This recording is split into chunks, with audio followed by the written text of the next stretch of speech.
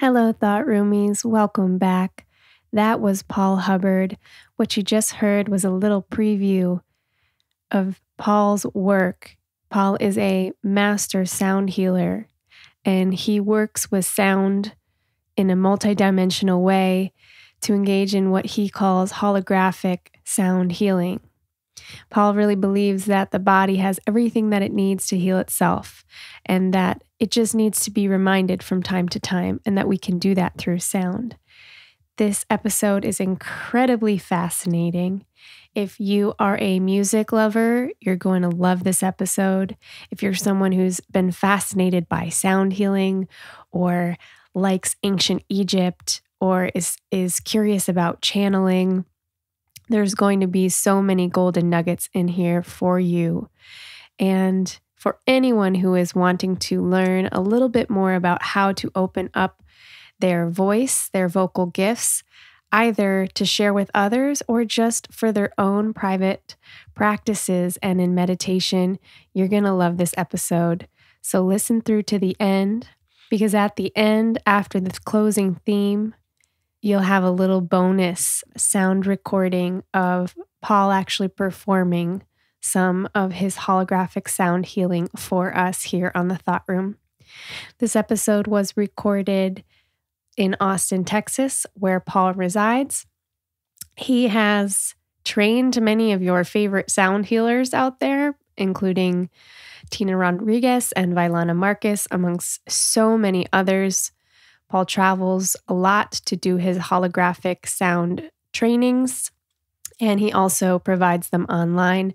So if at the end of this you are fascinated about learning more about his work or his trainings, you can visit his website, holographicsound.com.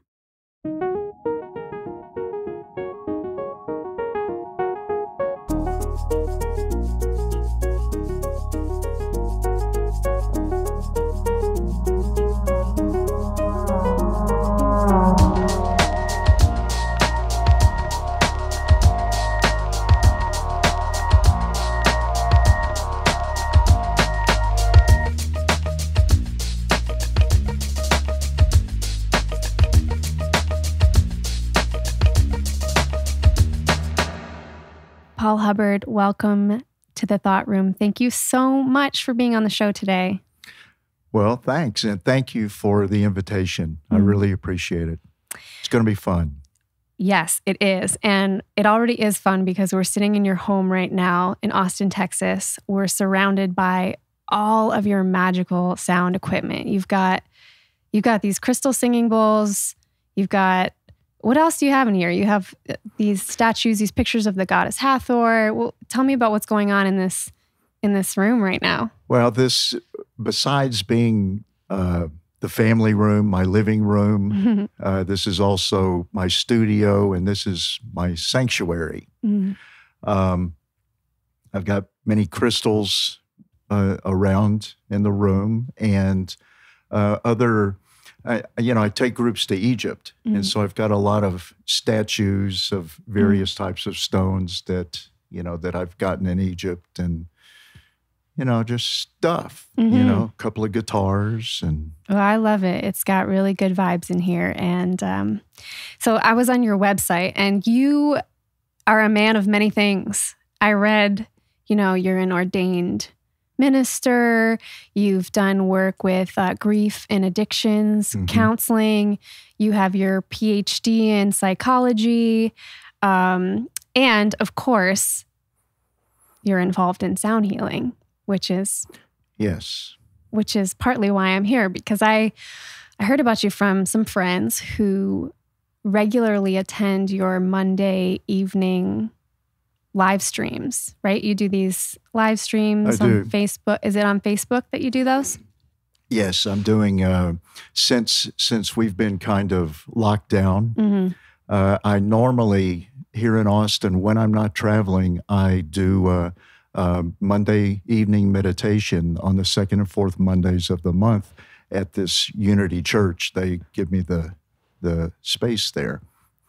And since we got locked down, everything, needless to say, got shut down.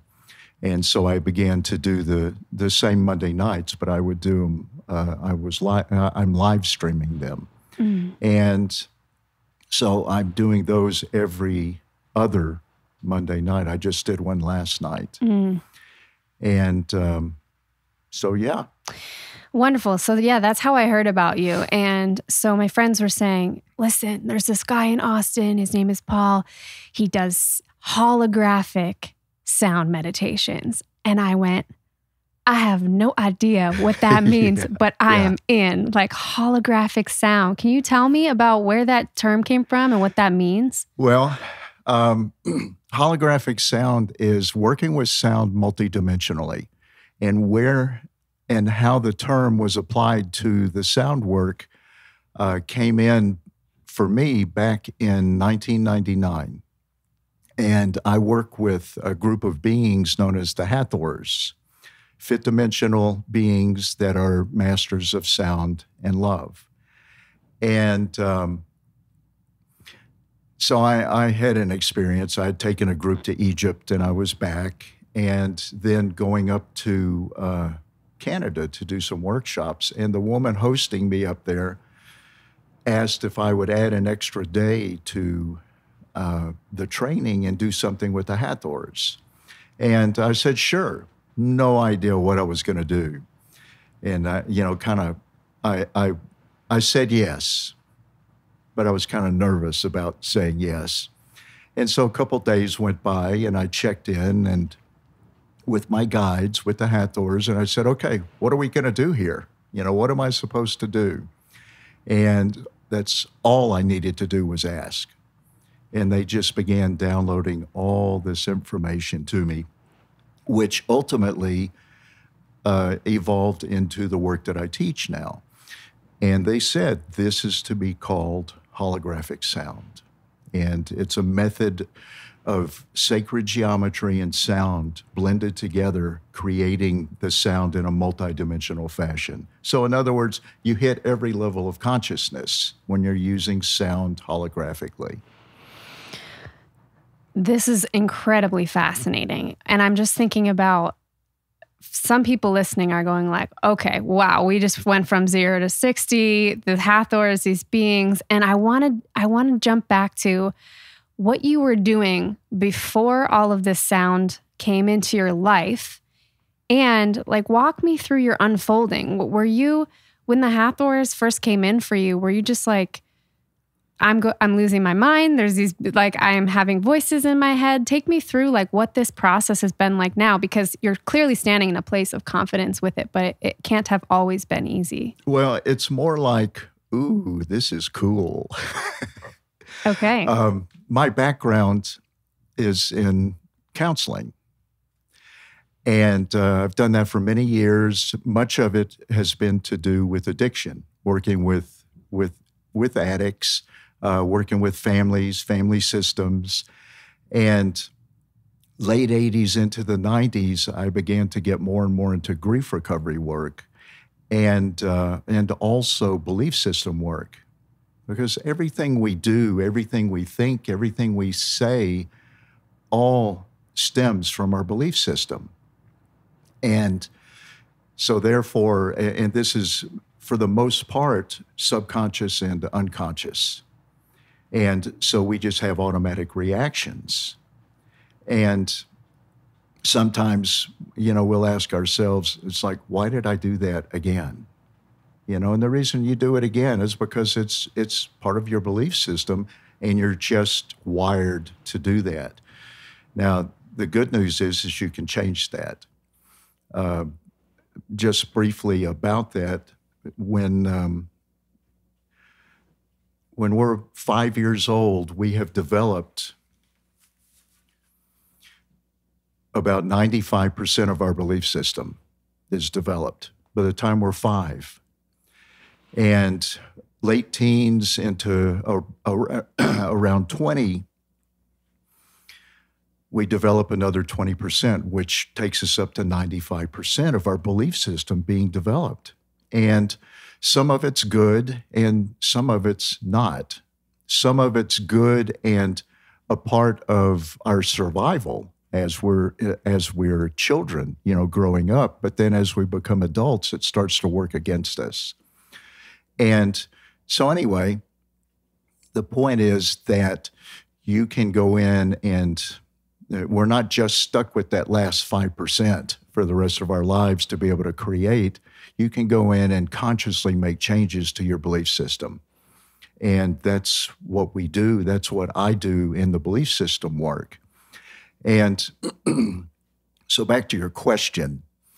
In 1991, I received a message from Spirit. And the message was, if you don't start using your voice, you're going to regret it for the rest of your life. And so for me, I knew that was about vocalizing because I'd been speaking and doing workshops, for several years at that point. And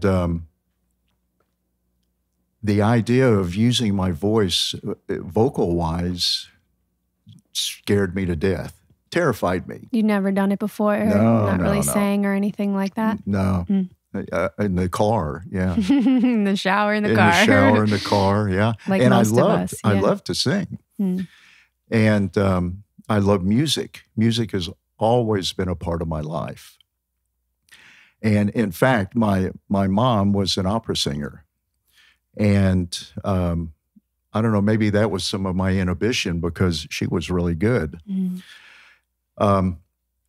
So anyway, I decided that it's like, okay, I don't really want to go through my life with a regret like that, so I'm going to do something. So a friend of mine who was a pretty well-known vocalist singer at that time, I asked him to give me some lessons, something to get over the fear, and we did a trade. I did some counseling with him. He did some vocal lessons with me, and it got me going.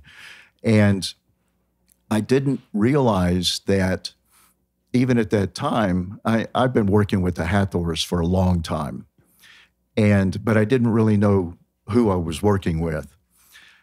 And so as I got more and more into the sound work and began to develop my voice more, around 95, I discovered the crystal bowls. And I was at a workshop, and the woman facilitating the workshop had this crystal bowl and was playing it when we would do meditations. And I'm like, what is that thing? And where do I get one? And so I began to incorporate that into the sound work that I do. And I started incorporating all of the sound work into the other work, into the belief system work, into the grief recovery work, because it just had amazing results in that it would take people, it would allow people to go so much deeper more quickly than they could otherwise. Similar to, using hypnosis in a way, it's altering the state of consciousness, right? Yeah, absolutely. And in fact, it is very hypnotic. And which I'm also a trained hypnotist. Of course you are. So I can see the parallel. Right. It just does it all by itself. Some people it's interesting. I'm just thinking about this. Some people are going, no way can sound, do this. And that's far out there. But I'm thinking of something as simple as when you put on your favorite song and its ability to energize you. Or when you hear, your parents' wedding song or a song that reminds you of an ex-lover and the sentimentality that floods your body, and the more sensitivity you build. For me, sometimes I hear a song or a tone and I can actually feel the geometry of it. I can feel the construction of it, the architecture of it. So this does not seem that far out to me. So I think that's really fascinating. It's like hard for some to accept that sound has that ability to shift states of consciousness. It does. And just as you were saying, you can hear a song and it takes you to another place. There's a song that, it's a song by Supertramp. And when I would hear this song, it just, I could take on the world. What song is it? It's called School. Okay. And it kind of builds, and then all of a sudden it just, you know. That's like your personal Rocky theme. Oh, I mean, well, kind of, yeah. I mean, it's like, I just feel literally like I could take on the world. Yeah. And there's other music that takes me other places where I experience other things. Right. And I mean, if you're familiar with Pythagoras. Yeah, let's talk about him. Pythagoras would use sound and music with his students. And he would use music or use sound in the beginning of a class to assist his students in opening up so they would be open for the knowledge, for the information that he was about to lay on them. And then upon completion of the training or of the class, he would use sound once again to help anchor that into their memories. Most people are familiar with Pythagoras in the sense of what we had to learn in math class about Pythagorean's theorem, but he had a huge part in kind of establishing, correct me if I'm wrong, but like the scale which became our modern music scale, right? Like he was doing a bunch of, I don't know, maybe you know about this, but figuring out the harmonics and the frequency. Do you know, can you talk more about that? Not so much about what he did, but there are, the musical scale, there are different scales that people will refer to. There's a 440 scale that is most of Western music is designed on the 440 scale. There's a 432, which is a little older. It's been around longer. There's 444. And the thing is, there's a lot of controversy around the scales. I've heard this. And What's your intuition about all that? What's your sense of? That a lot of it's BS. Is one of them more in your, let's talk experientially, do you feel the healing resonance of one of them more than the other as far as like the power of those vibrations to heal on a particular scale? No, not really. Okay. Not really. Now, there are times where a different, let's say an F note in 440 versus an F note in 432, sometimes the 432 might resonate more openly to me, but sometimes the 440 does. Here's the thing about humans. We change. We shift around. It depends on what's going on with our emotional body and what's going on with our surroundings. Sometimes we'll resonate to one set of frequencies. Sometimes it'll be to another. And I really don't believe there's one that's better than another. It's just what you resonate to. Right. And it's okay, whatever it is. The old composers, sometimes people will say, well, the old composers used 432. That's not true. Well, it is true, but they use 432, they use 425, they use 428, they 438, they wrote in whatever it is they wanted to write in to bring their music through. And the thing is, back in earlier times in Europe, Eastern Europe, Mid and Western Europe, they didn't have their iPhones, to communicate, or their internet. So they didn't know what the composers they didn't know what Tchaikovsky was using to write his music over in Russia when they're sitting over in England. They didn't know, so they just wrote in all these different scales or all these different frequency groups because that's what they were feeling with the music they were writing. It was a very intuitive process, I'm sure. Very much so. Very much so. Which is part of what I think we've lost. And I want to go back to something that you just said about we human beings are different. We're different from day to day, and what we need is different. And I find this even in my own toning practice. It's not like I sit down on the meditation cushion and I'm making the same exact tone and pitch of Om every morning. I'm tuning into, well, maybe I need some higher tones today, or what vowel do I need? And I'm playing with it in the same way that I intuitively play with my own eating schedule. Mm-hmm. I'm not eating the exact same increments of spinach and eggs and all these things every day. I mix it up. I have variety because my needs are different. I think I heard you say on that video in your website something about like we're vacillating, and science and sound healing, we haven't really found that sweet spot yet, because what I heard in the video anyway was that, science wants to pin down, this is the frequency for healing cancer. This is the tone. And the reality is that we are these intricate machines with all of these parts. And it's, you can't take the car into the shop and it needs the same thing every time. You have to look under the hood. You have to really see what's going on. So, right. Yeah. Right. We're more organic than the car is. Totally.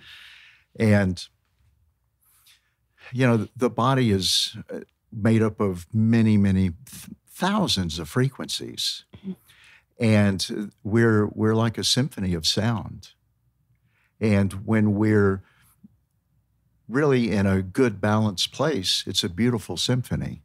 When we're not feeling so well, physically, emotionally, then things can be a little off. The sound, the symphony might need to be tuned up a little bit. And that's what we do with the sound, with the sound healing or sound therapy, is we essentially tune the body up and bring it back into a state of balance, or truly we remind the body of the balance that is already there. It's just kind of slipped off. So the body has everything it needs to heal itself. It just needs to be reminded of that from time to time. And that's what we do with the sound, is we remind the body of the health and harmony and balance and wholeness that exists there. I could come in and do a session with someone, and let's say an F note at a 440, based on the 440 scale or wave scale. And that might be what they need for that day. Well, 3 days later, I could come back and do the same thing or the same intention with the session. And that's not what they need now at all. They might still need an F, but it might be a little bit sharper or a little bit flat, because they have shifted as a result of the first experience. They're not the same anymore. So what they need now is different than what they needed the first time. It's like you're a doctor of sound. You don't need the same thing when you go to the doctor every time either, and everything's and same with like even a massage therapist. If they work something out, true. You might, and our bodies are always compensating for the changes that we're making. So I feel like it's probably a constant recalibration. Yeah, and that's why I believe that science is. I mean, I love all the science, the scientific information and background to sound now. But to try and pin it down to one specific frequency or one particular tone for an illness or whatever, it's just not gonna. It's not gonna work that way. It's got to be flexible. Can you talk about the word vibration? Because I feel that you and I have kind of a foundational understanding of what that means. And at least for myself, I believe that, everything is vibration, everything is sound, everything has a resonance. And I think most of us intuitively feel that even when we meet a new person and we say something like, oh, I really liked their vibes. Or like we're engaged in a hug with someone and you can feel the difference between a hug that's flowing from the heart center and then a more awkward or closed off hug. It's because we don't necessarily have the ability to articulate what we're actually feeling. But for me, that is vibration. And, even going back to the book of Genesis, and I like to think, I've read about the primordial Om, and also this idea that, I think it's like Genesis 1:3 or something, God said, let there be light, and there was light. Well, God said, before there was light, there was the vibration, there was the word, and God said. So I would love if you would talk a little bit about, just that for people who maybe don't have an understanding of what vibration is. Well, and referencing what you just said, and paraphrasing, first was the word, and the word is sound vibration. And from that, all things were created. That's the sound vibration moving into physical being, into physical manifesting. There's an ancient text known as the Vedas. And this is a text that it predates the Old and New Testament. And it was only discovered, I believe it was back in the 50s that it was found. But there are it talks about many realms of consciousness. And also, one of the phrases in the Vedas is Nada Brahman. And what it means is the world is sound. I mean, this, sound and vibration, this is nothing new. This is the not to overuse the word, but the vibration of creation, And, it's true. We use it like, oh, I get a good vibe off of that person, or whatever. But everything has a vibration to it. This is physics. Right. Like this table is actually a bunch of vibrating particles and it looks solid. It looks solid. But it's just particles that are very close together, whereas the air is particles that are further apart, right? Right. And that this table or the walls or the floor beneath us, it's vibrating very slowly, which makes it look solid. And like you're saying, the air is vibrating very fast. And we don't see it, but it's there and it's vibrating. So the world is not only made up of vibration, it is vibration. So how then, this is where it gets really juicy, because I know this is part of your work, is like, how then, okay, I now accept the fact that the world is all vibration, and within that, I now want to learn how to manipulate it, or I want to learn how to work with it to create a version of reality that is of my ultimate joy. So can I do that with sound? You can. You can. And I try and guide people and lead people into that every Monday night that I do the meditation. Shameless plug. Perfect. But really not being a plug, that's really what it's for. Right. I ask people to set intentions, what it is they want to manifest, and then intuitively I bring through the sound that, and I don't know what it's going to be because I don't know what their intentions are. So it's clearly a connection on a higher realm, and the sound comes through to assist in empowering and enhancing the intentions that they set for themselves. The thing about manifesting with sound, with vibration, it's all about vibration, and it translates into the emotional body as well. And if your emotions, your feeling sense does not correlate with what you want to manifest, it's not going to happen. We talk about this new thought stuff, or law of attraction. Law of attraction. The law of attraction is great, but there's a little more to it than just it's very important to be able to see and sense and feel what it is you want to experience and achieve in this life.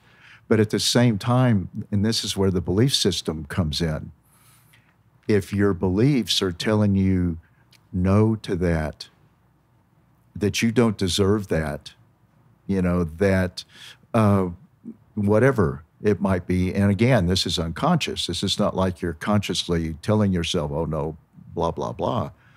This is unconscious, and it triggers in and counteracts the intention that you set. Mm-hmm. And so that's why the law of attraction is very important, and it's a key factor, but it's not the only factor. Right. The other piece of it is you've got to go in and transform any beliefs that might counter what it is you really want to bring into this life for yourself. And right. That's actually last night at the meditation. That's much of what I focused on was dissolving those beliefs that were counter to what it is you want to manifest. Yeah, so it's kind of, the intention plays such a big part, but it's kind of like taking the intention and, from my understanding, pairing it with that positive emotion that you want to call in, which I think is where so many people struggle. Like even in the example of, okay, somebody who wants to call in their life partner. Right. And they're saying, okay, my intention is to call in my ultimate life partner. But the feeling that they're doing it with is from this place of lack, because they're going, where's my partner? I've been setting this intention for 10 years and I'm still alone. And that person's probably not out there, and all this and this and this. And what is the feeling?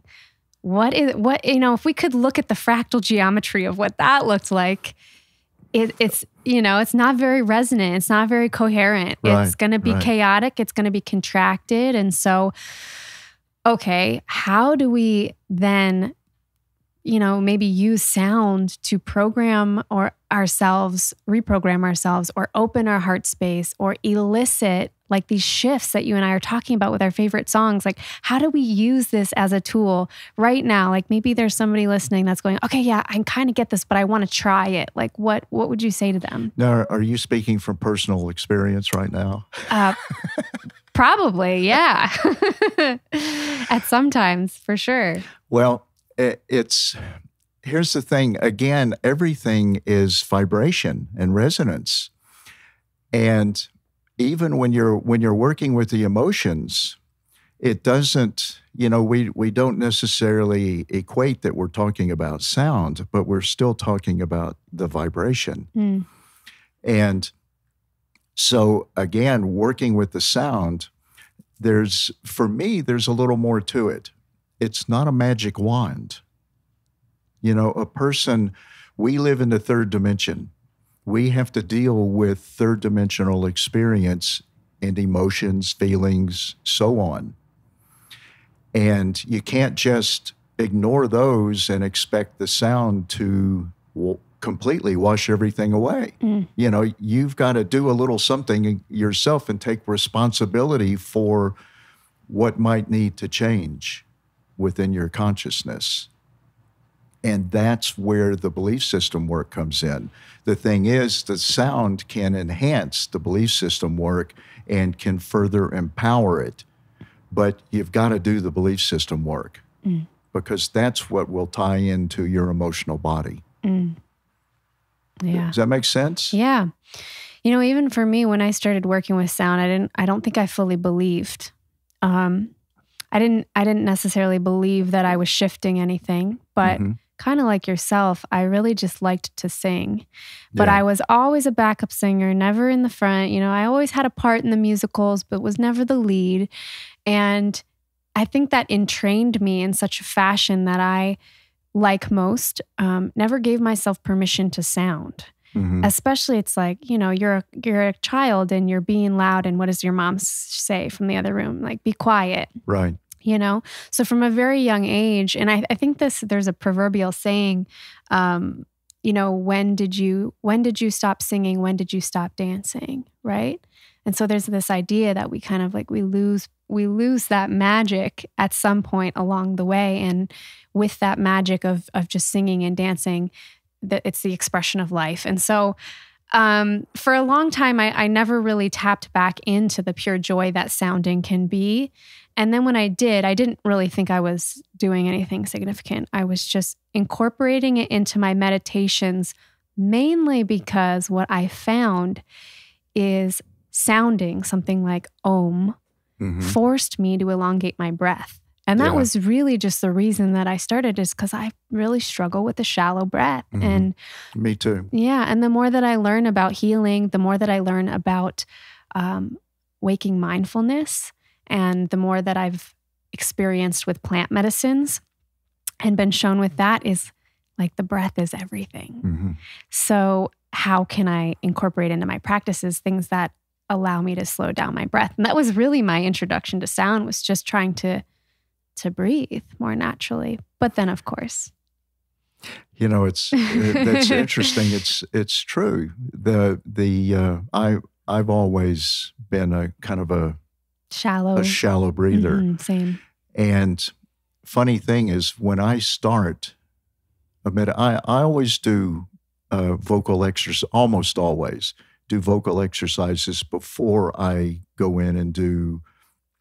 Whether it's a session or whether it's a meditation or whatever, I'll do at least some vocalizing or vocal exercises to kind of open my mouth, my breath, get my vocal cords warmed up. It's like if you're smart and you're going skiing, for instance, you don't just roll out of bed and go up on the hill. Now you might. And some people probably do. My experience is when I do that, I come and I base this on experience. When I come down the hill one time, I'm exhausted. I need to rest for a while.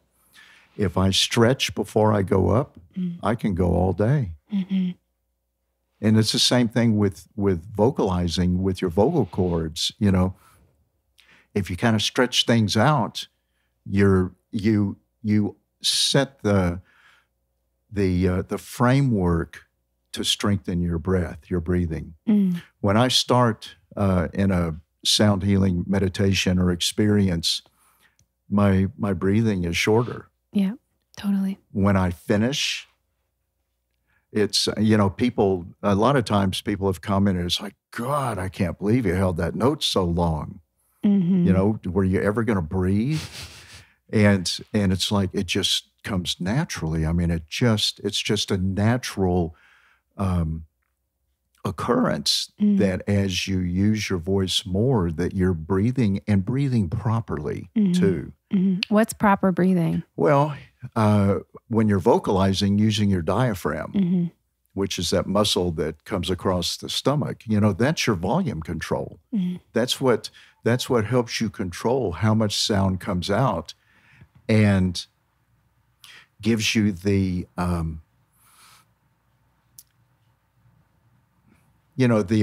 controlled ability to raise a tone, to extend the volume, to lighten the volume, to hit a higher note without being flat or short or sharp, and whatever your diaphragm is and do your very best not to run out of breath when you're trying to tone or create sound or sing. When you get about 2/3 down of air, take a breath. Don't 2/3. Don't wait till it's all empty. Don't wait till it's all empty. Fill back up before you keep going. Otherwise, you'll tire yourself out. If someone's never toned before that's listening to this and wants to try, what advice would you give to them so that they can do this and feel safe to do it and give themselves permission to open up? And how would I start? Would I say a certain vowel sound, and would I just tune into myself? What would I do? Well, I have this workshop. Perfect. What I would do first thing is do some things. It's a little bit, it's a lot easier visually to, you know, to go through this, because there are certain little exercises that just, here's the thing. The more warmed up your voice is, the more confident you will be in making the tones that you're making. Right. It's amazing, and all of this I say based on experience. Not, you know, it's not something I read from a book. It's trial and error, right. You know. And because if I don't do that, then my notes, my tones sometimes they're flat, or they're, you know, I lose breath, I lose air, they get too airy. And can someone tone that feels like they have no musical ability? Absolutely. Absolutely. In fact, sometimes it's easier to work with someone that has no, at least in their mind, in their concept, in their mind, that they have no musical ability. Why is that? Well, because they don't have any predisposed ideas. It's like they know they're not good, so they don't care about sounding good. And see, that's the only thing to overcome. Right. Is because, you know, sometimes people will say, oh, I'm tone deaf, you know. Well, there is no such thing as tone deafness. You know, when people think they're tone deaf, they're simply not listening to the tone that they're wanting to make. So and this is so cool. This is something I started, that I became aware of once again more recently. It's like when a tone comes into my mind to make, I hear that tone before I make it. Same, yeah. And then once I hear it, then I can hit it.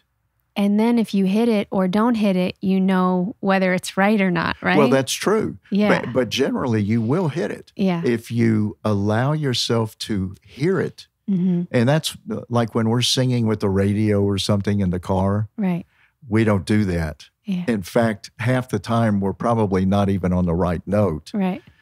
But we think we are, and we're having a good time. So, and that's okay. But if we really want to match what we're listening to, you need to listen to what you're listening to, and then create that sound. Yeah. And so people that experience tone deafness, I would suggest not a big deal, but that's probably what's going on, is you're just not hearing the sound. You're not listening for the sound before you go to make it. And another piece of that is, like you had mentioned earlier, I actually do have a class where we address this. Yeah, you can talk about that if you like. And that's okay. You know, I don't want to, it's not an advertisement. We'll bring it back at the end. I'll definitely ask you about that. Okay. And I've had people come into the class, a middle-aged woman who said she's used to sing throughout her life. And then in her 30s or whenever, her husband started saying, could you please stop that? You're just, and this is someone who actually had a good voice, in their earlier life when they were singing. And for whatever reason, their husband didn't like it. And so began to tell her to maybe not in words of shut up, but can you be quiet? Don't do that. It's like, I'd rather you didn't sing around me, something where it stifled her. And she created such a fear around using her voice. Right. And generally that happens when we're young. Right. For her, it happens like middle age, and but we worked through it, and she got back on track.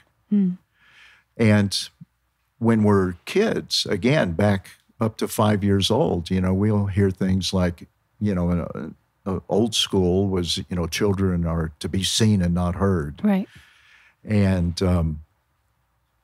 you're always, be quiet, go to your room, shut up, whatever, from teachers, from parents, from brothers, sisters, friends, whatever. And we begin to build beliefs around that. And the beliefs are that we don't want to be heard, because it's like old stuff comes up in our throats. Totally. About being persecuted for speaking or for sharing our truth. Right. And in old days and past lives and stuff like that, we were killed for that. Persecuted for simply speaking your truth. And so we carry those become beliefs, and we carry those into adulthood.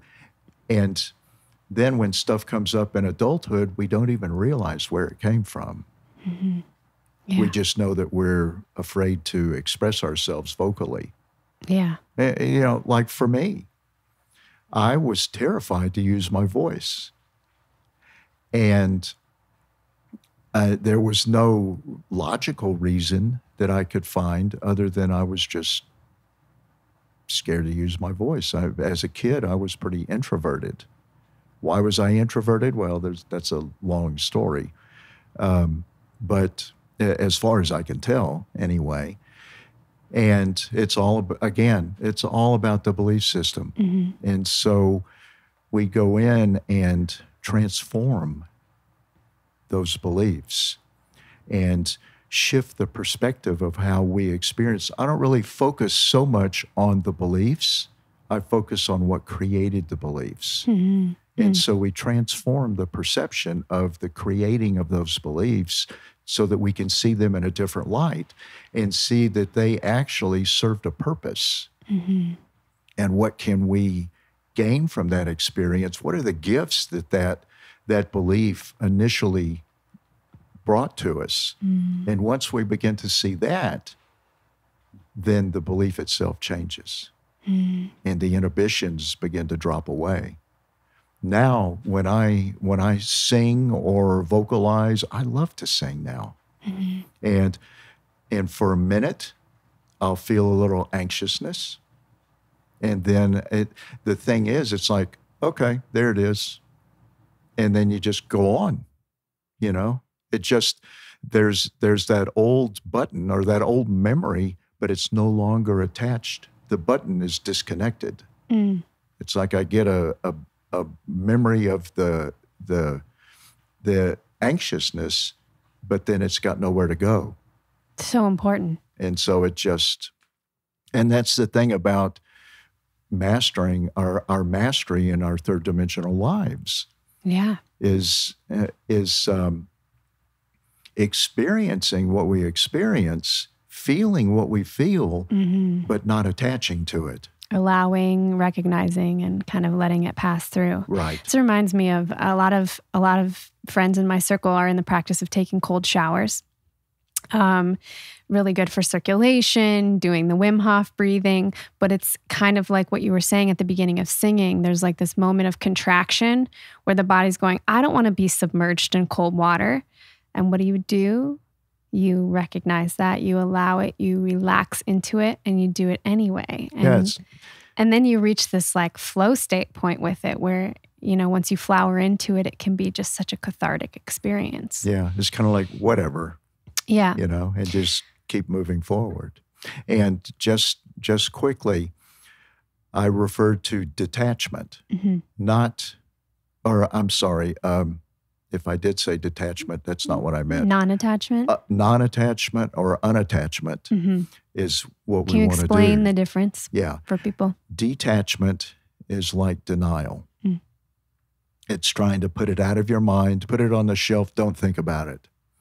That's detachment. In essence, denial, because it's not going to go away that way. It doesn't, that doesn't change anything. It's just there in the back of your mind, still eating at you. Pretending you don't care, basically. Yeah, pretending that you don't care.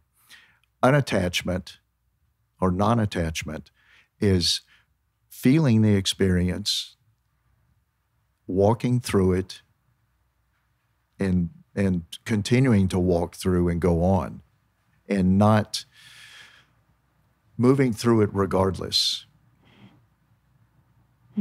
So. That's beautiful. I'm thinking about the throat chakra, and I want to talk about what chakras are for people who are listening who maybe don't know what they are. I feel like most of the listeners will at least have heard that, but I was thinking about the throat and this idea of expression and creativity and how they're all connected, and the throat chakra being connected to the sacral chakra and our sexual center, and how the two of these are so intricately connected. Even like in the experience of lovemaking, how some people will shut down the throat chakra. You know what I mean? Yeah. It's such a fascinating thing. But I was just to kind of close up or round out that conversation on toning. I'm curious if you would agree with this. When I'm toning, it's more important in my practice that it feels good than that it sounds perfect or good. Right? So that I have this experience of elation within my body, that emotional rehearsal we're kind of talking about, paired with the intention. That's more important, that I feel like I'm free and I'm playing and I'm in expression, than that it sounds absolutely perfect. Would you agree with that? I agree. And that's the difference between using and coming from your left brain or your right brain. And when you let go of how it's going to sound and allow that intuitive vibration, that intuitive energy to be what's empowering, bringing the sound through, it doesn't matter. I mean, there are times when I'm toning where some of the sounds that come through, like, they don't sound pretty. I get it. And the thing is, it's really, when I start toning, I'm not in charge. Right. You know, I just open up and I let the energy of spirit, universe, God, whatever you want to call it, come through. And here's the interesting thing about dissonant or disharmonic sounds. They have a purpose. You know, they're not just something that's like, that might sound a little rough or bad or whatever. They have a purpose. And the purpose is that they break up energy. It's like they shake it up. Totally. And then once it shakes up, and then all of a sudden you find a harmony coming through, it's like a breath of fresh air. It's like water just washing it away. Completely. I almost think of like a crystal or like a glass shattering. You know, like when you resonate a thing, it can shake up or break up like bad energy or density within your body. And sometimes I'll actually use that. Say if I was coming down with a sore throat, I might do some toning where I'm focusing in that area. I'm asking my body, okay, what tone do you need today? I'm playing around with the vowel sound and where I'm throwing the sound within my mouth. And okay, that's not quite right. It's maybe more, this is the tongue position. And just allowing myself to play in the space of creating my own healing medicine. Yeah.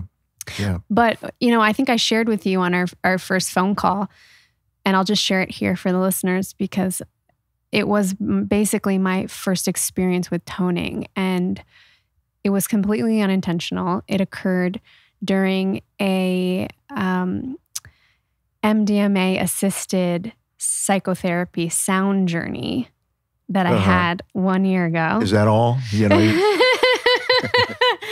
just very casually. Yeah, but so it was a healing journey, MDMA-assisted, and the facilitator was playing singing bowls, chimes, moving sound around. You know, I was wearing an eye mask. I was relaxing.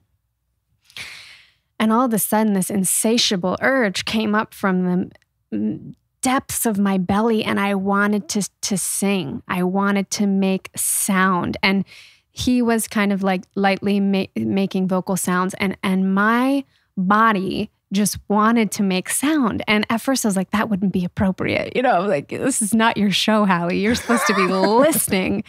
And then, you know, it was just an eruption. And the moment I let the floodgate go, it was like that heart burst of juicy energy where I was like, yes, this is why was I holding this back? And I just started to sound. And I sounded with this facilitator. We must have sounded for, a solid 45 minutes without stopping. But at one point, and I'd never done anything like this before, we're moving in these perfect, like, harmonic intervals together, like we know it, like we're remembering a song that we've sung together 100 times. And I start making these sounds that sound like I'm making two notes. Mm-hmm. And I didn't know what I was doing. And I was like, how are there two tones coming out of my mouth right now? Freaked me out. And I almost shut it down in that moment. But it was that practice of, no, stay with this, stay here. And then there were some like very guttural sort of more like root chakra, throat singing, almost sounded Mongolian. Like I didn't sound like a woman at all. And I was freaking myself out. But I'm really glad that it was a practice of okay, I'm contracting around this, and then I'm just going to keep flowing. And at the end, I asked this facilitator, I said, what were the noises? What was that? He's like, oh, at one point, he's like, I'll send you a video on it. That was polyphonic overtone singing. And I was like, I don't know what that is, but that sounds wild. Yeah. That sounds wild. And, you asked earlier things that, you mentioned the vowels and things that people can do if they want to play with their voice. And the vowels are good to work with. Just simply going through and using the hard vowels. You can use soft vowels too, but using the hard vowels, and it doesn't matter what language you're accustomed to. Can you talk about hard and soft vowels, or maybe give an example? Yes. But as far as language goes, and I talked about this in the class over this past weekend, if you speak Spanish, they don't have a hard A sound, but they have other letters or sounds that come together that create what we in English call a hard A. So all the sounds are present in all the different languages. They just may not be made by the same vowel, if that makes sense. Yeah. But the tones are all there. So a hard A, for instance, is a E, I, O, U. And then the soft is a E. It's been a while. A, E, U, U. Gotcha. You got it. Mm-hmm. And so to practice the vowels, what I do is move through the vowels and try and roll one vowel into the next. Starting with A? With A, like so. A.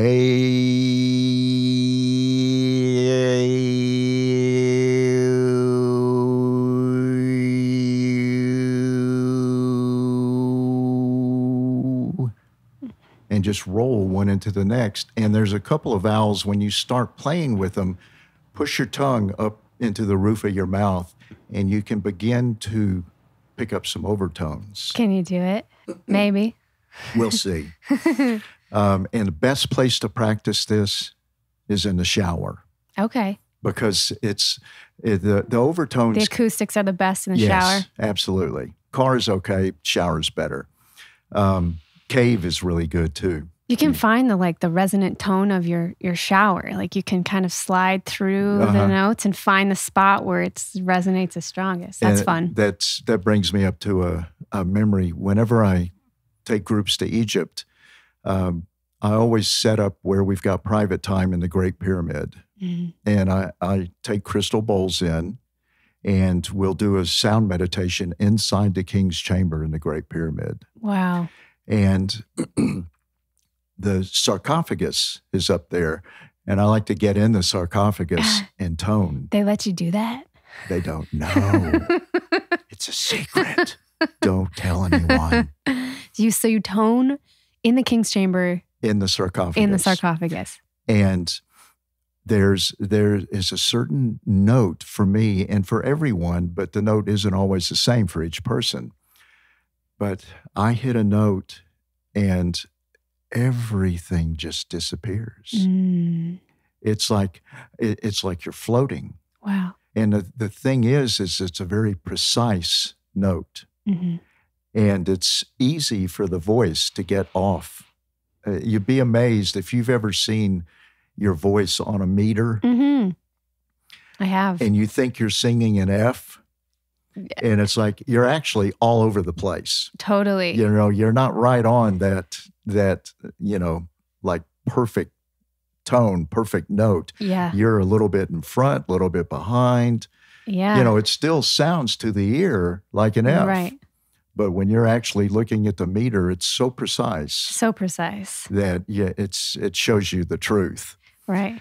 And in the sarcophagus, it's kind of the same way, because if you get off that note just a little bit too much, you lose the sense, the feeling, but when you're on that note, it's such an amazing experience. It's like everything just opens up, and kind of literally like you're just floating, and then you got to breathe again. Yeah. And then you have to find it again. You have to start over, If we could just keep it going. I know that precision you're talking about, and I do want to hear you sound overtones, but I find this when I'm doing the overtone singing is, because I'm singing the same note. Right. But I'm playing with the muscularity, I don't even know if that's a word, and my tongue positioning, and I can feel when I'm dropping off of the overtone that I'm wanting to be holding. Yeah. Well, what happens, how overtones get created is the stream of air as it comes into the mouth begins to split into multiple streams. And when that stream hits different parts of the mouth or the palate or up into the sinuses, it creates different tones. And that's how the overtones occur. I would suggest don't spend too much time way low, deep in your throat trying to do the throat singing. Because what I've found or what I've noticed is it begins to knock off your upper range. Interesting. So, and I know like with the Tibetan monks, they practice, when they do the throat singing, they practice that from what I've heard, 10 years before they're considered a master at doing that. But let me see if I can create a little. I'm not particularly warmed up. It's okay. And most people have never heard anything like this. So we'll see what happens. So, and I'm going to start with and go through with the vowels. Okay.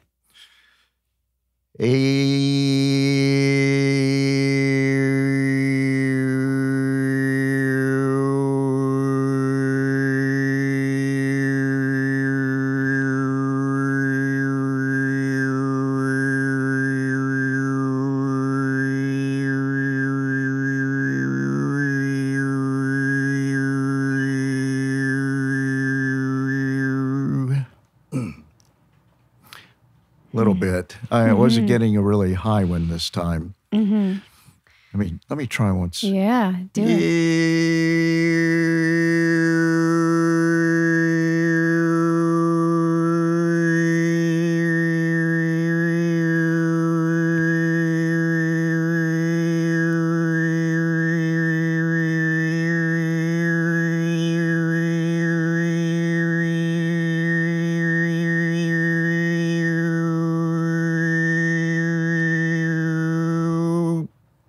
Yeah, you can hear a little bit in there. You can definitely hear it.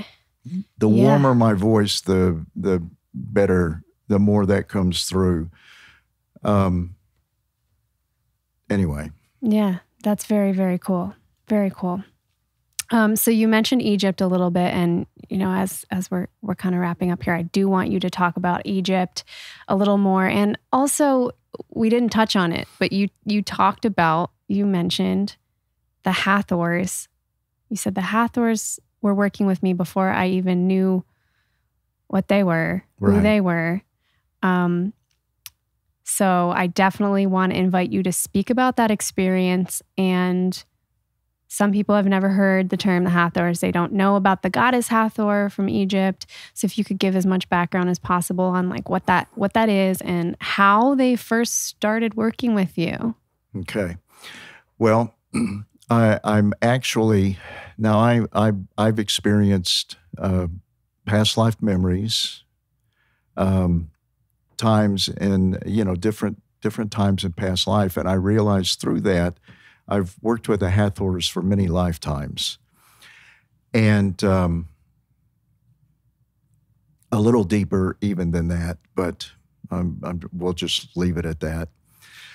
And there's a temple of Hathor in Egypt, and that's particularly dedicated to the deity, the goddess Hathor. Mm.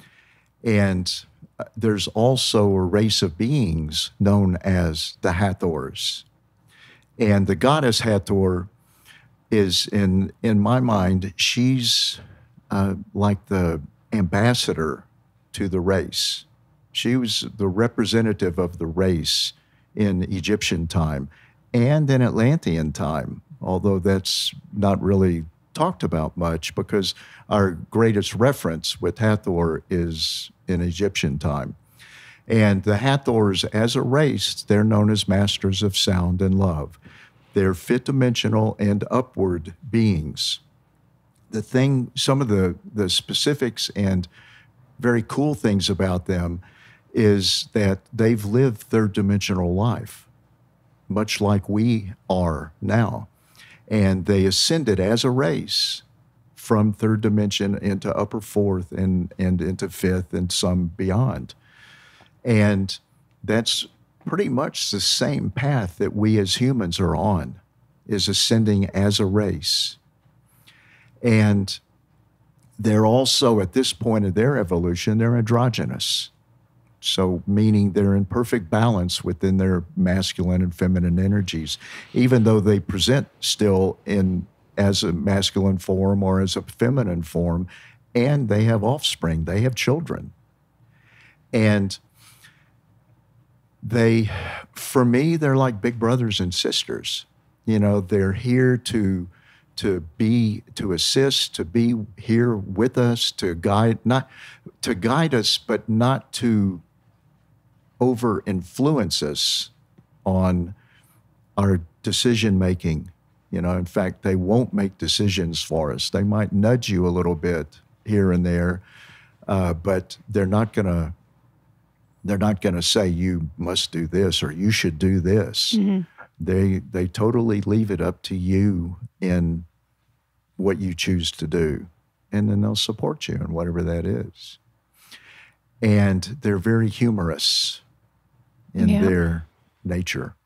And you're not the first sound person to have such a strong connection with the Hathors. I first heard about the Hathors when I watched that Tom Kenyon documentary, A Song of the New Earth or something like that. And he describes his experience with what he felt was the Hathors just saying, like, you're coming with us. And then he had this whole experience of, being told he was going to create sound that would heal the world. Did you have like an initial interaction where you were introduced? Where I became really aware? Yeah. Tom Kenyon and I used to work together a lot back in the 90s, mid and later 90s. And that's when it became really clear who I was working with. And in addition to the Hathors, I worked very closely with Archangel Michael. Mm. And I've been aware of Michael's presence around me for a long time. Mm. I've had a couple of near-death experiences, and Michael has always been there. Mm. I had a pretty wild and crazy earlier life. Did you now? Yes, I did. And you care to touch on that at all? Well, it was a great teacher for me. Yeah. A lot of it to do, I don't know really how deep you would want me to go into that. Oh, you haven't, I don't know how much of my podcast you've heard, but the stories that people tell on here get pretty real, so. Well, a lot of mine in my teen years and early adult years, I was very involved with drugs, a lot of hallucinogens, which that was the part of my drug use that was fun. That was in the earlier years, and was actually, I didn't realize it at the time, but was very eye-opening. It's given me a whole different perspective on vibration, because I can look at a solid wall and I can see the molecules vibrating in it. So I know that it's really not solid. I mean, it is and it isn't. Right. And that it really is vibration. And I owe that to those experiences. And I've been able to bring that forward. The later years that I got into, I really was wild and crazy. I was a bartender for a while and got into really heavy drugs, got into a lot of trouble, and had those, like I said, a couple of near-death experiences in that time. Involved with kind of the trouble that you were getting into? Or Involved with the trouble, involved with the drugs. Yeah. I mean, it's when things transformed for me, it was literally a miracle. And there was no question in my mind, and this is kind of gets into a longer story that I won't go into because it really is a longer story. But when things transformed for me and I completely stopped doing drugs. I don't drink, I don't do drugs, and haven't for many, many, many, many years since I was 25. And at that point, in that transformation, in that shift, it became really clear to me that there was definitely a power greater than myself. That God really existed, because there was no reason for me to actually be there, to number one, be alive, and number two, not be incarcerated. And so it was clear to me that there was something greater going on here. And it wasn't hard for me to believe, at that point even. And in that time, then things just began to evolve more and more as far as my spiritual shifting and transformation and stuff. And it's weird. Back, I don't remember exactly the time, but around 1990, 91, over a 2-year period, my eyes changed colors. My eyes went from brown to green. Completely. I mean, like from solid brown. Wow. To green. Like when you look back at old pictures of yourself. Yeah. No way. Yeah, my old pictures, my eyes are brown. And then it was over a 2-year period, and they just, it was a progression over 2 years. And at the end of that period, they were green. Did you have a sense of why that was happening? Not necessarily. But all I can say is that was a very transformative time for me, because that's also when I started using my voice and began to vocalize and began to get into toning and sound work. So in some ways it was kind of like you were toning or calling your true self home, maybe. Yeah, something like that. Wow. Some people say, well, are you a walk-in? No, I don't think so. What's a walk-in for people that don't, that have, I mean, I've heard the term, but. A walk-in is when there's another consciousness, another being that wants to or needs to come in to do some specific work on this earth. And the person that's present here is willing to make that transition with that other being that wants to walk in. And is it a merging or a replacing? It's a replacing with in part. The thing about The walk-in is they get stuck with the baggage of the original person still. I see. But their consciousness walks in essentially, but they still have the other stuff to deal with. Mm. And so, back to me, I don't feel that that's, even though I've had a lot of transformations that have occurred, but I still feel like I'm me. Mm. So. Wow. Powerful stuff. Yeah, it is. It is. And you know what? It's a lot of fun too. You know what? But back to just a couple last things about the Hathors. They range from about 12 to 18 feet tall. Wow. They're really tall. Have you seen these? I have. Okay. In what? Just in your meditations or in your... I've seen them in meditations. I've seen them in brief visual experiences. I'm not an overly visual person. I'm more of a sensing, feeling, knowing person. But on occasion, I'll get visional glimpses. And they're funny. They really are. And as far as appearance, if you remember the movie Avatar, they look very similar to that. Kind of makes you wonder where those, the writers of those stories, where they get their information. Because they really, long before that movie came out, I knew what they looked like. And then all of a sudden a similar being shows up in...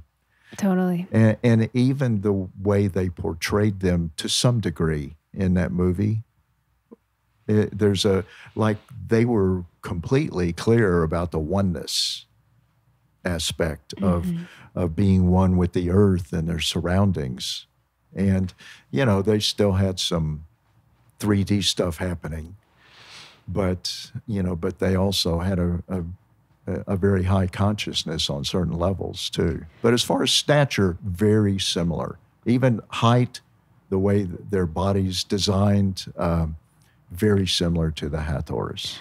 I mean, I feel like I have to ask this just because, there will be some people listening to this who just think that I'm out of my mind. That you're out of your mind. And I'm sure that's not new for you. Like, I'm sure that that's something that you've had to navigate as part of opening to these gifts. And I'm sure maybe there's been people very close to you, perhaps in your family or in your relationships, who couldn't understand what you were talking about. And there will be some people listening to this who maybe are also opening to their own gifts, feeling strange about it, trying to mediate it. So can you speak to that in a helpful way? Well, I know what I know. And then, of course, I don't know what I don't know. But my background, I come from I'm actually a pretty grounded person.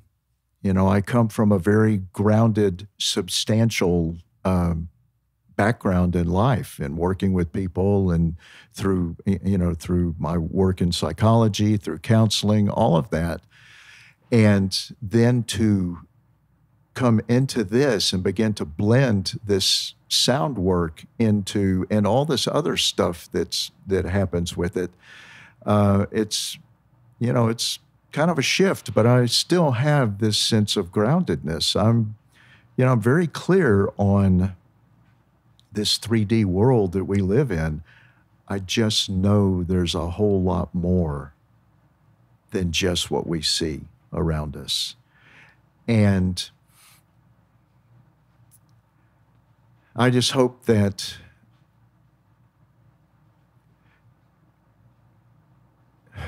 how can, when, for me, it's hard to deny that there's more to existence than just what meets the eye, than just what we see. I mean, there are the hard facts, yes, but then there's so much more. When you get a sense or feeling of love for another person or for the earth, or, you look out over the ocean and it's like, God, what a peaceful experience. Or you look out there and it's like, man, that is powerful. Look at that hurricane coming at us. That's stuff that's beyond just our 3D touch, although it is very touchable. It's like you wake up inside of your own life for a moment and you're just in the present, and it has this weight of infinity threaded into it. Yeah. And I would suggest just be open to the possibility that there might be more that exists than what meets the eye. Don't poo-poo it right out the gate, It's like, just be open to there just might be more than what you're currently aware of. And what I like to encourage people to do is when you have a resistance to something, to lean into it, to say, maybe I'm not understanding this thing. I should learn more about it before I judge it. And then if I still not think, but feel a contraction around it, that's different. That's tuning into the compass of your heart. That's your intuition. But that's the space I think I would love to see all of us shifting into making our decisions from. Yeah. And on that resist thing, there's an old saying, and that saying is, what we resist persists. Right. So if you want to transform something, or if you're tired of something in your life, resisting it or denying it, what you resist persists. Beautiful. Well, where can people find you? Maybe you want to talk about your website, which is just such a cool website domain, by the way. Thanks. And then, so you just did your online course. I'm not sure when this will actually be released, but you can talk about the other course offerings that you have. I know you maybe sell meditations, and you and I can work this out after the show, but maybe we can offer something for listeners, like a discount code or something of that nature. Well, my website is holographic.sound.com. And in case some people actually have misspelled holographic, it's HOLOGRAPHICSOUND.com. And I have several CDs available there, and the download versions are discounted. And I also take spiritual journeys to Egypt. And the next one will be April 22nd of 2021. I had one scheduled in November, but needless to say, I postponed that one. Right. And so people can sign up to go to Egypt with you. Yes, and they can. Will they maybe get to sound in the sarcophagus? Sure, if they want to. That's absolutely. Awesome. Yeah. Awesome. Yeah. And not only there, but we visit many of the major temples in Egypt, a cruise on the Nile for 4 days, 4 nights. Unbelievable. I mean, it's like you experience what it was like 3,000 years ago at certain points while we're there. I mean, literally, the people still living like they lived 2,000 and 3,000 years ago. It's amazing. And the temples will knock your socks off. They are being able to experience and do meditation, sound healing, sound experience in the temples is phenomenal. And beyond words. You do also one-on-ones, is that correct? Do you do one-on-one? I do. Only, of course, only by appointment, but I don't focus that much on my one-on-one sessions. So, okay. But I do them as well. And to give you an example of those, I was doing a session with a woman up in Vancouver who had, she had been diagnosed, had 4 tumors in one of her breasts. We did a session, dissolved all 4 tumors with the holographic sound. Wow. One session. So. What did the doctors say?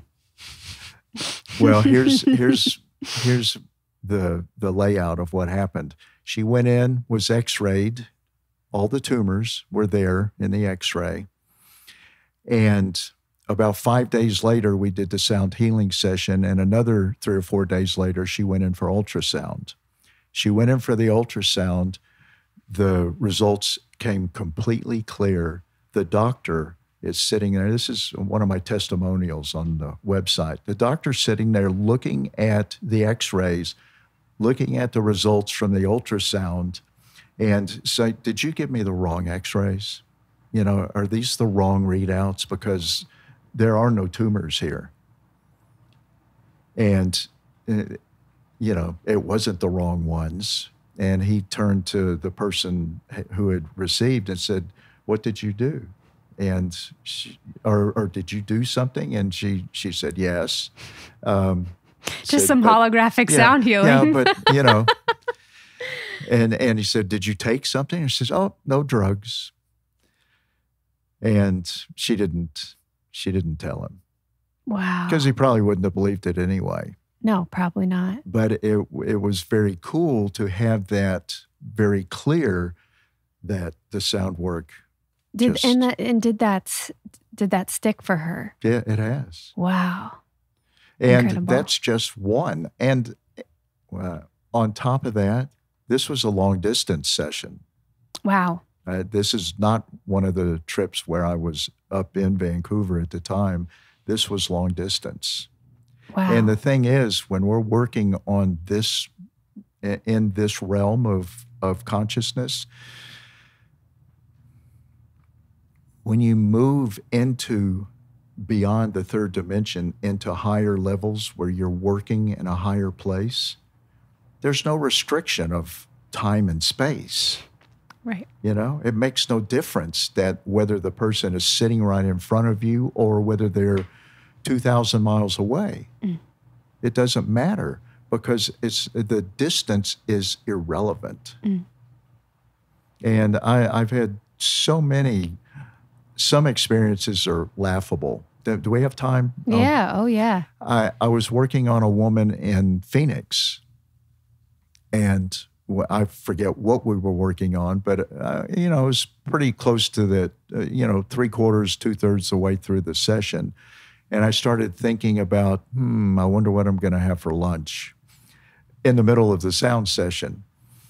And then I refocused and got back on track and continued on maybe another 10 minutes and finished. So I'm speaking to the client afterwards, and she's referencing back to me. She says, it was really strange. We were going through, and I thought we were finishing up. And I started to come out, and then all of a sudden, I felt like you just grabbed me and pulled me back in for another 10 minutes or so, and then we finished. And I didn't tell her. I was just kind of cracking up on the other end. Right. Because that's energy. Yeah.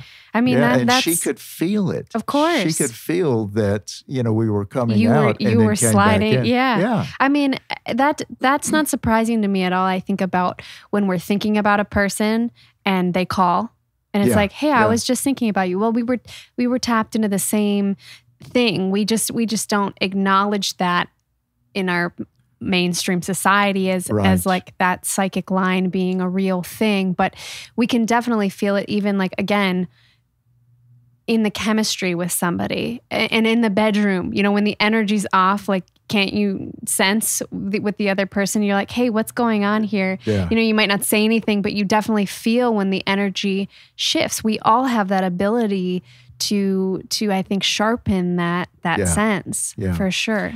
And so if you have any doubts or questions about these other realms that I talk about, think about those kinds of times that you may have experienced thinking about someone, and then all of a sudden the phone rings and it's them, or vice versa. You know, you call someone and they say, yeah, I was just thinking about you. So that's your connection on another realm that's out of this 3D time and space. Now, you can write that off if you like, and that's okay, but that's what's happening. And the more that you begin to trust that and sharpen that, it's fascinating to watch how much it grows. Right. And how much more specific it can become, for sure. Yeah. Paul, thank you so much. You're welcome. This has been absolutely fantastic. So all of that and your schedule, and people can find you on Holographic Sound Healing. Or is it? HolographicSound.com. Just HolographicSound.com. Yeah. Perfect. Thank you so much for being on the show today. You're very welcome. It was great. And thank you so much for the invitation. Yes. And for, just the opportunity to be here. Absolutely. My pleasure.